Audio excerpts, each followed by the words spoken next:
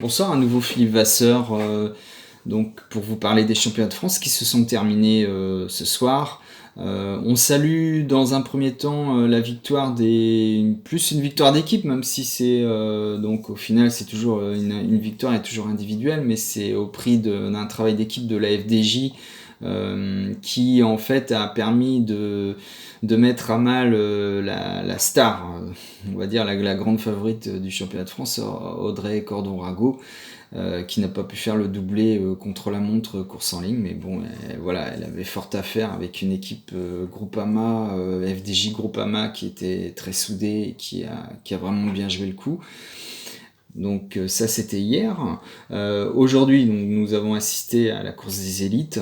Donc, comme je l'avais dit la dernière fois, il n'y aurait pas de sprint massif.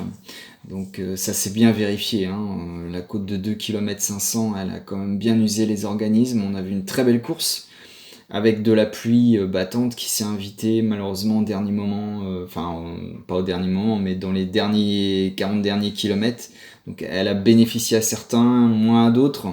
Donc, alors, faut d'abord rappeler que par rapport au contexte de la course, on a eu une échappée matinale, quasiment.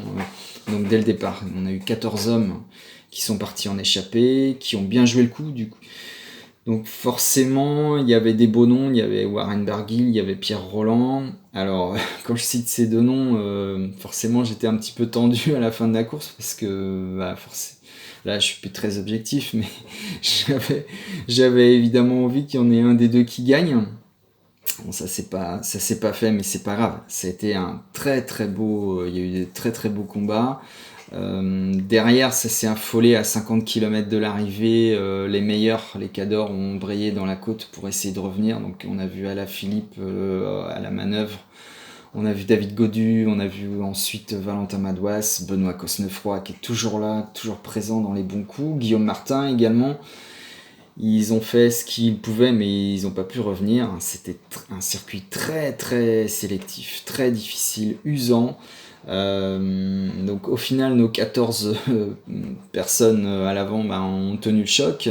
Et elles se sont expliquées entre elles.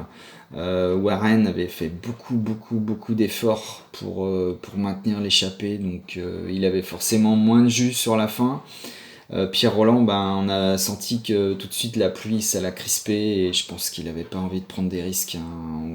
En descente, il était très très fébrile dès l'instant où la pluie a commencé à tomber. Il a eu raison en même temps. C'était pas le moment de se prendre une grosse chute à 6 jours de l'arrivée à 6 jours du départ du Tour de France. Bon, il était sans doute aussi bien cuit. Au final, qui gagne? Celui qui devait gagner le championnat de France contre la montre jeudi dernier, Rémi Cavagnac a pris une belle revanche. Après, il a fait ce qu'il sait le mieux faire en fait. Donc, se faufiler dans une échappée, déjà, ça, pour ça, on peut lui faire confiance. C'est un très très bon coureur. Et puis, finir le travail, c'est-à-dire se mettre en mode rouleur contre la montre. Sur les 15 derniers kilomètres. Et puis là, une fois qu'il a pris 100 mètres, Rémi, c'est quasiment impossible de revenir, à moins de s'appeler, je sais pas moi, Philippe Ogana ou Wout van Aert, je sais pas, mais un coureur français peut pas revenir sur Rémi Cavagnac quand il prend 100 mètres et puis qu'il sait qu'à 15 km il y a la ligne d'arrivée, il y a le maillot tricolore. Donc pour moi, c'était impossible que ça revienne. Il a super bien joué le coup. Je suis content, vraiment content pour lui. C'est un bon coureur. Sur la classique Ardèche, je l'avais vu il y a un an ou deux, je sais plus. Il avait gagné. C'était incroyable. Un gros potentiel. Il nous a fait un beau Giro. Bon, il avait Filippo Ganna sur les contre-la-montre individuels, mais c'est un coureur dont on va reparler. Voilà, il va se faire un beau palmarès. Donc voilà, très belle course en tous les cas. Bon, on a vu les meilleurs, ils étaient là, même s'ils n'ont pas gagné, ils étaient en forme, ils étaient vraiment dans le coup. Et bon, sauf Arnaud Desmar, on a vu qu'Arnaud il a ses limites, de toute façon, dès que la pente s'élève trop longtemps, trop souvent.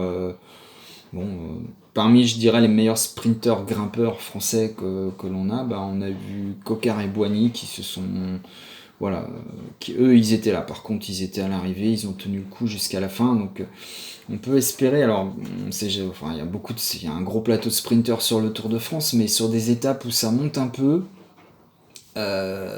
j'espère qu'ils voilà, ils sont présents ces deux-là. Ils mériteraient, ils n'ont pas encore gagné une étape sur le Tour de France, ni l'un ni l'autre, donc ils mériteraient d'en gagner une, mais bon, ça sera compliqué quand même. Voilà, on verra ça dans 6 jours de toute façon, hein, grand départ samedi prochain. À très bientôt.